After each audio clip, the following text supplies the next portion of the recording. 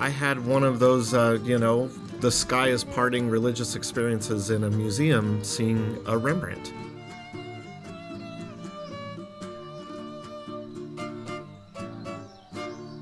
There was something about the painting's ability to come to life off the canvas and speak to you and have soul and have spirit. I was just so entranced with this challenge, and I'm still entranced with this challenge.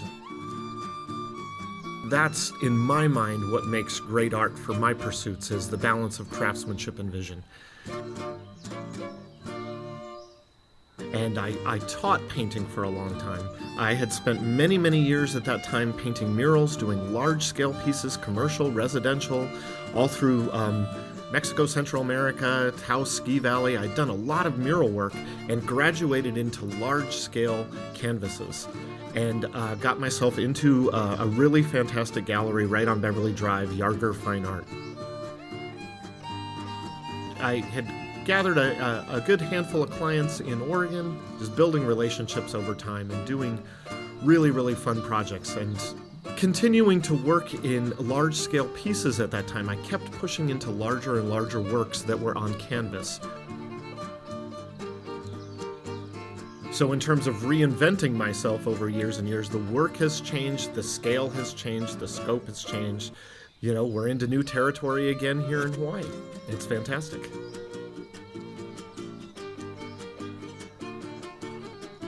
Working on these landscape paintings, I'm using a lot more texture. So all of a sudden I'm really embracing finding all these beautiful passages and really sculpting in the foreground of these paintings and trying to create more depth and atmosphere and surface and all of these influences coming together here to paint this beautiful island imagery. I'm so captivated with the animals here.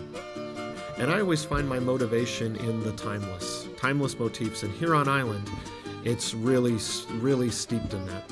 Really, really steeped in that. We're just surrounded with natural beauty. Again, we're in the garden.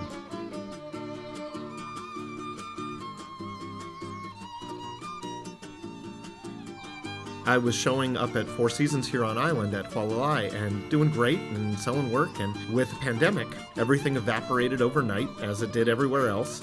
And once the island just started to wake up a little bit, my wife and I started our first brick and mortar gallery in downtown Kona, Rokoff Studio and Gallery, where I'm able to focus more and more and more on the work. And, we work together with all our relationships with our clients who become our friends, and she's able to really keep everything grounded and moving forward. Because I'm working in the gallery as well. We have a very studio gallery vibe. It's a working environment, and I like to keep that alive. It invites people into seeing the process.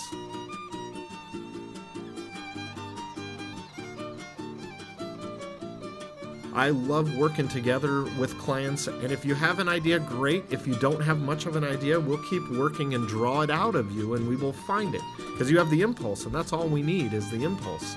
We're into interesting projects, so it doesn't have to be Hawaiian-centric, but we ship pieces all over the world. It could be anything. I think it's more important to buy what you truly love than what you hope is going to be worth a fortune. Just buy the pieces you love. And I think you know it when you see it. And beautiful things happen. More often than not, everything ends in hugs, and this is how we want it to go. We're making heirloom pieces. We're building traditions.